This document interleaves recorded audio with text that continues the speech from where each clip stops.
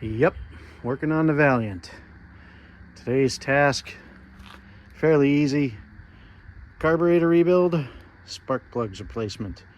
It already has the orange box and the MP conversion distributor in it. There's virtually no accelerator pump. This is actually a 65 engine that was swapped into this car, and I don't think it's ever been apart. Carburetor I'm rebuilding now does not look like it's ever been apart. So that's what today's task is. Let's go inside. Carter BBD. This is what came off of her. Like I said, I don't think it's ever been apart. That's the OE tag still in the right spot. It doesn't look like anything's ever really been done on this thing. So I already started taking some of the linkages, that sort of stuff off on this side. We're just going to pop the top and continue the rebuild and cleaning on it.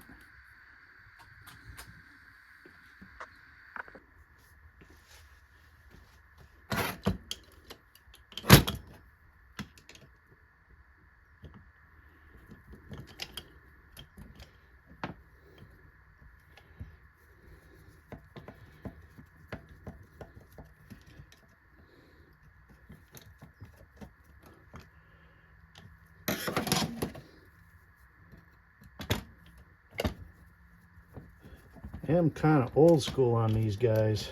I don't like using the power tools to take them apart because you never really know who else was in there last time and what they might have cross-threaded or whatever.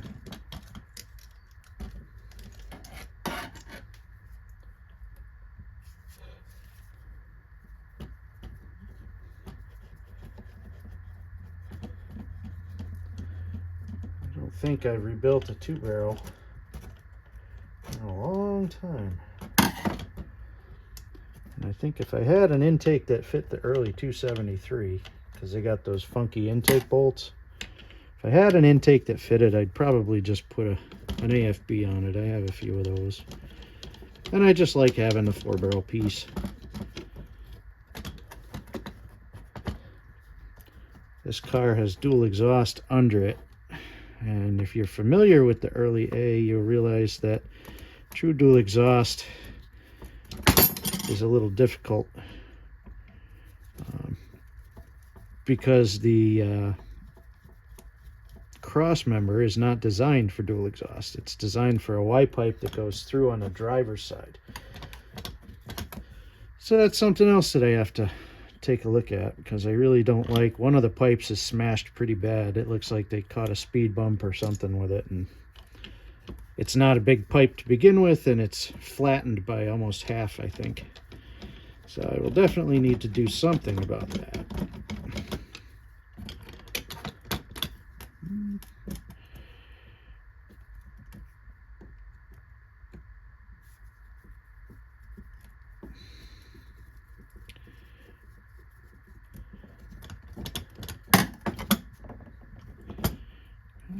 Come on. All right. The problem that I had was 0 accelerator pump. That's probably why.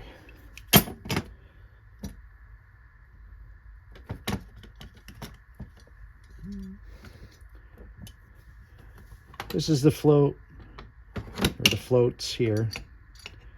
The inlet needle is in this little brass piece. That's it with it raised. Obviously they're sunk at this point.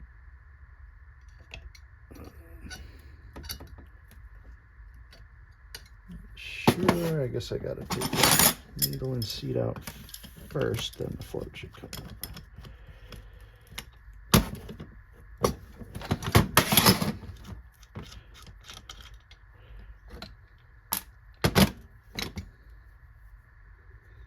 Yeah, it's been in there a while. I don't know if you guys will be able to see this or not. So we're replacing the needle as part of the rebuild anyways.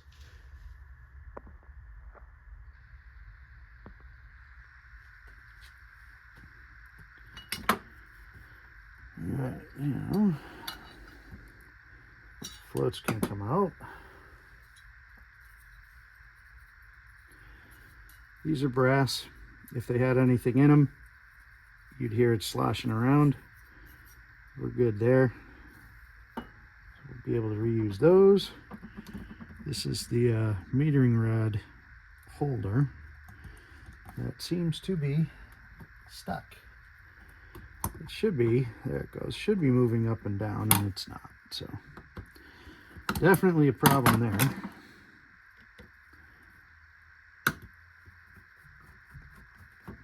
Again, it's been a long time since this carburetor was rebuilt, so yeah, there's some rust and crap on there. That's why that's not going anywhere. Needles look good. Spring looks fine. I think we just gotta clean up that bore. This is a piston similar to like an Edelbrock or Carter AVS or AFB or Thermoquad. It's a piston that goes up and down based on the engine vacuum, and the vacuum is basically a reflection of load. So the heavier the load, the more fuel is required, the lower vacuum, and that spring pushes this up, pulls the needles, pulls these little needles out of the jets. These are metering rods, and it adds more fuel for that load. So that's how the system works, and it looks like this one was kind of binding up. It wasn't really moving properly. It's fairly common, especially with the jets, and you can see all the crap. Isn't that nice? In the bowls. It's fairly common for these to get stuck, or the needles to get stuck, and the jets to kind of gum up. All that's just kind of part and parcel with these carburetors. Don't know if I can reach this or if I need a magnet.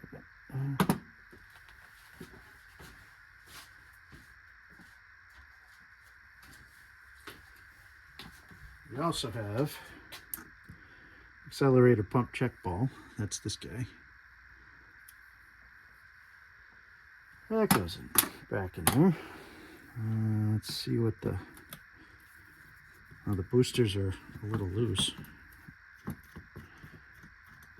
That's no good. This one's the same way. Yep. Yeah, so the boosters were loose. I actually drove this car home. It drove pretty good, but there was zero acceleration. So I'm guessing now I see why. Not getting fuel, having vacuum leaks or suction leaks at the base of the booster is bad, because it's actually the airflow out here that draws the fuel and air mix up through these passages. So if this leaks down here, you got a problem. You definitely got a problem.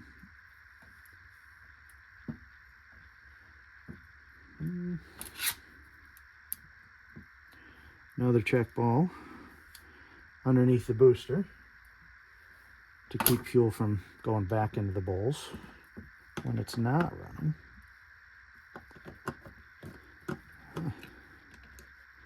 The jets don't feel like they're in very well either.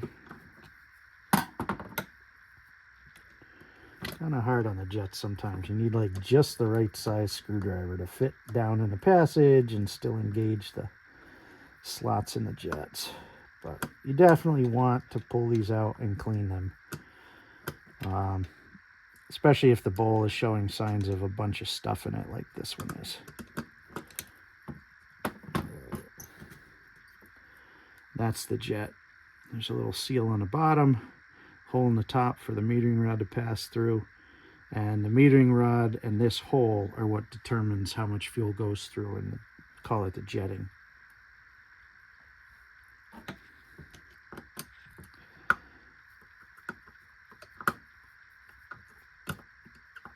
As part of what I do when I put it back together, I will probably enlarge the jet hole slightly. We have 10% ethanol fuel here, and it tends to make these run lean just because of that. So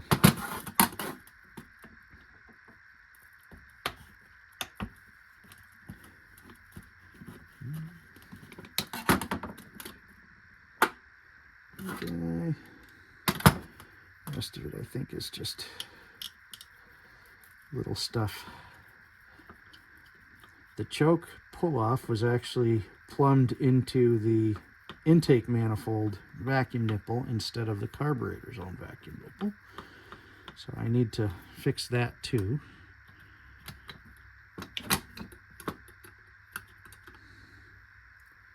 That's this. This should have been run to the vacuum, the choke pull-off. And instead they capped it and they ran it to the intake. I'm not exactly sure what that does, but it can't be good. Let's get it out here.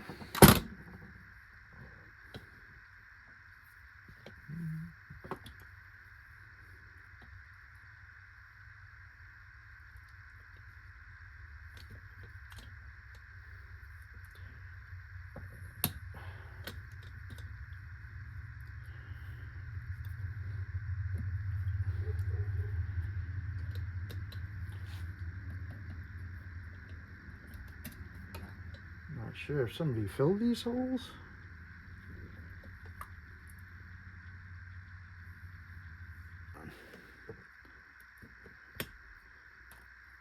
Not to mention, there's actually silicone plugging this port, which I believe is a, same with this one, it's vacuum sources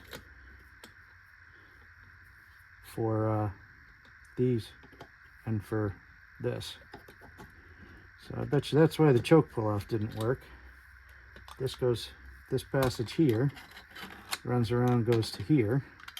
That's that nipple here, and that was plugged.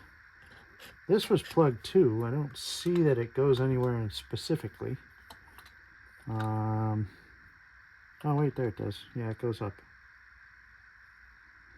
It was in the front, goes up to here. So yeah, he had some problems he caused doing that silicone crap. In case you're wondering, silicone has no business being on a carburetor. Fuel eats it fairly regularly. The only reason that survived is it was a ways under the gasket, the base gasket. Otherwise the fuel would have turned that to mush and the engine would have inhaled it a long time ago. And if it's inside the carb, it goes all through the passages, gums up in there. So yeah, don't do that. You don't want to do that. These are the screws. I will need a couple more of these.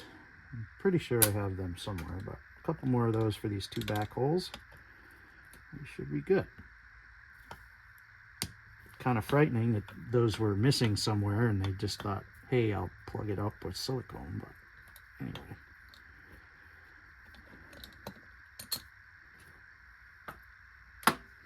All right, base plate off.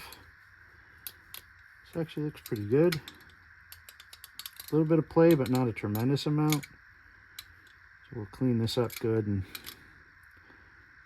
get this going again. Yeah. And the bowl itself, or bowl casting itself, again, looks pretty good, just grungy.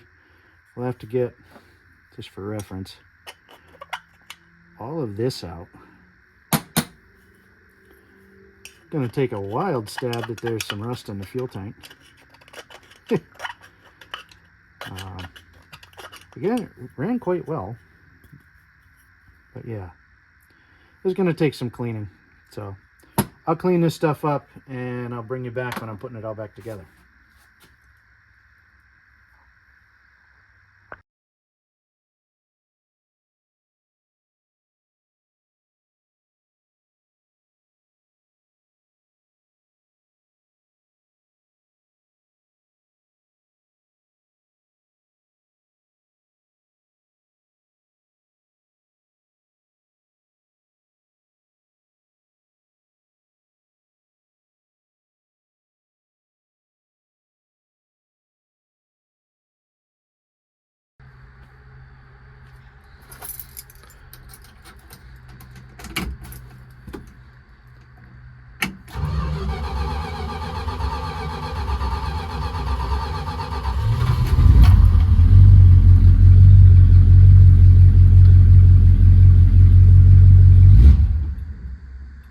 Yeah, that's kind of what I thought.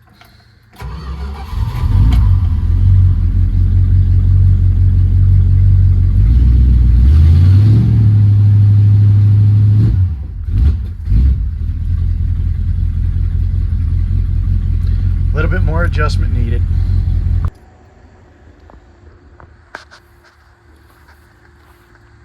All right, so follow up on the 64 Valiant. The car's been sitting roughly a week, I think, since the last time I tried to start it after rebuilding the carburetor. Have touched absolutely nothing. It's been sitting here the whole time. All I'm really interested in seeing is how it starts, just to verify that we're in the right spot, at least with base timing, stuff like that. And I'll get into tuning when I have a few minutes. But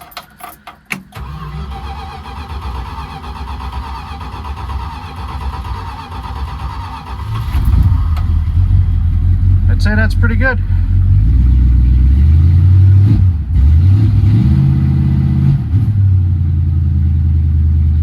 Never even touched the gas on it until after it fired. That's our high idle.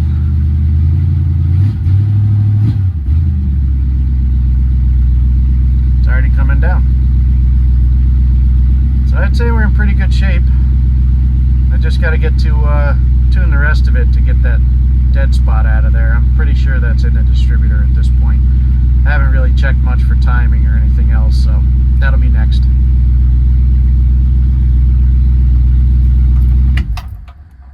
I gotta get out of here. There's a hornet in here, or a wasp or something. Something big and sticky.